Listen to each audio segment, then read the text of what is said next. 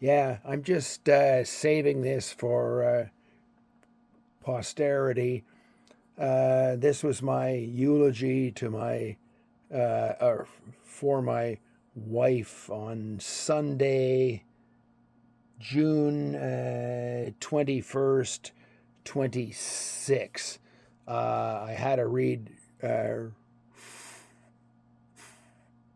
from a script because otherwise I would have lost it. And with my stuttering, I tend to do better if I can see the words on paper as opposed to ad libbing. And thank God I did that because there was last count about 150 friggin' people in the funeral room, and I haven't been in front of a microphone in like ages. So it's hard enough to be in front of a microphone when you're just talking, and trying to act semi-intelligent. But when it's about, whew, when it's about, someone you love. Anyhow, yeah, I'm just saving this for posterity. Obviously, I've already given my eulogy 2 days ago, and it actually went pretty good. I didn't break down that much, but yeah, so I think you'll notice my eyes are going off to the side because I am looking at my computer monitor because that's where my speech is. I have it obviously in an email that to myself that I printed it out for the eulogy.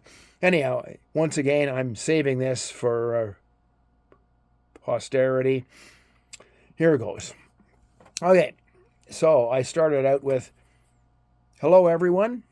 For those that might not know, I'm Leanne's husband, Paul. Some of you know me as Red, and that's okay too. Frankly, I also answer to other names, but we won't go into that right now. I've chosen to speak first as I hope to keep it all together while I still can. I'll try my utmost to read my 5-minute talk in under an hour so as to allow you to get home in time for your Father's Day barbecue and other libations. I apologize for the printed script, but giving speeches is not my forte. Once I sit down after I speak, there will be 2 additional family members that would like to add a few words and their own memories of Leanne. Upon the conclusion of their remarks, if time permits, anyone else is welcome to come up to the podium. Okay, now that I've got the formalities out of the way, here we go. And the other day I started to cry and I had to compose myself.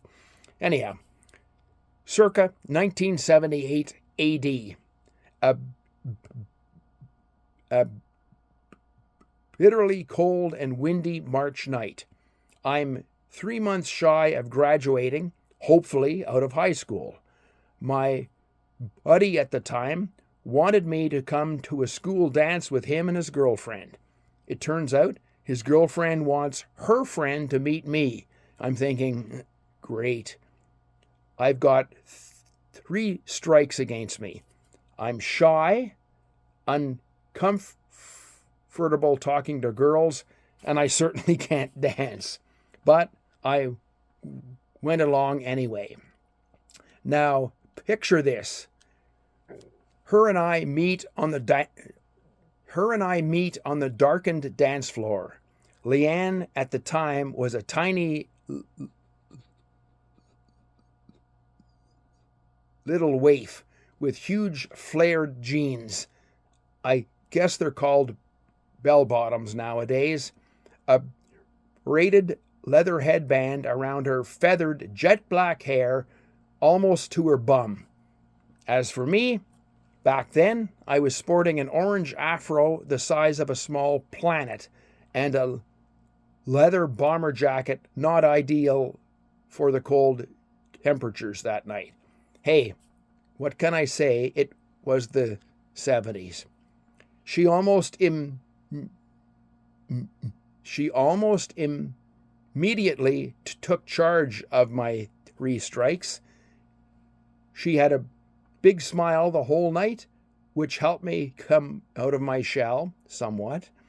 She did most of the talking and continued to for the next 48 years. And lastly, she waited until a slow song came on before asking me for a dance. And yes, she had to ask me. The rest of that night was pleasant and uneventful. We exchanged numbers and went home. A few days later, I was invited over for dinner to meet her folks. As far as I can recall, all went well. But her dad had that expression on his face. Yeah, this won't last. Fooled him. Anyhow, over the next few weeks, we realized we had similar musical tastes. In essence, hard rock and screaming guitars. This became even more apparent when she brought me into her, bedroom, where her stereo and record collection resided. Unbeknownst to me, she had to share her bedroom with her 2-year-old sister.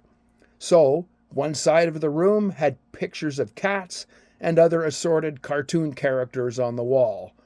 The other side had posters of Kiss, Black Sabbath, Ted Nugent, and Alice Cooper.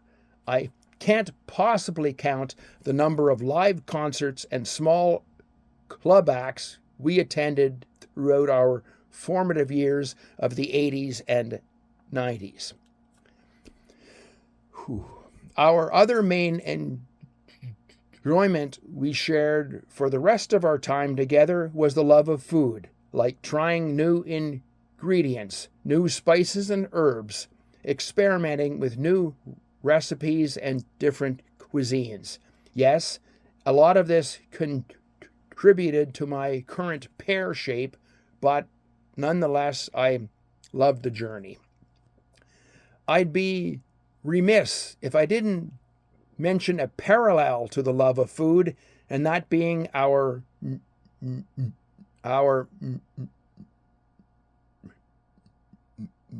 mutual love of beer, but more specifically, the art and science of brewing it and learning about all the different styles of the world. We attended many beer festivals that allowed us to talk with professional brewers and to mingle with fellow amateur brewers also in attendance about their methods. Lee and I had a pretty normal 48 years together. Some might say a boring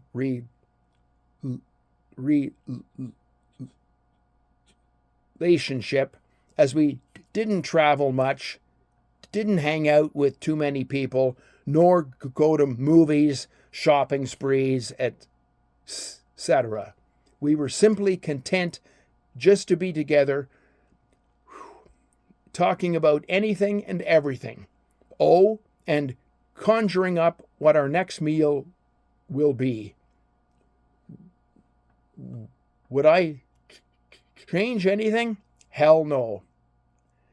How do I go on when I can't say goodbye? I love you, Lan.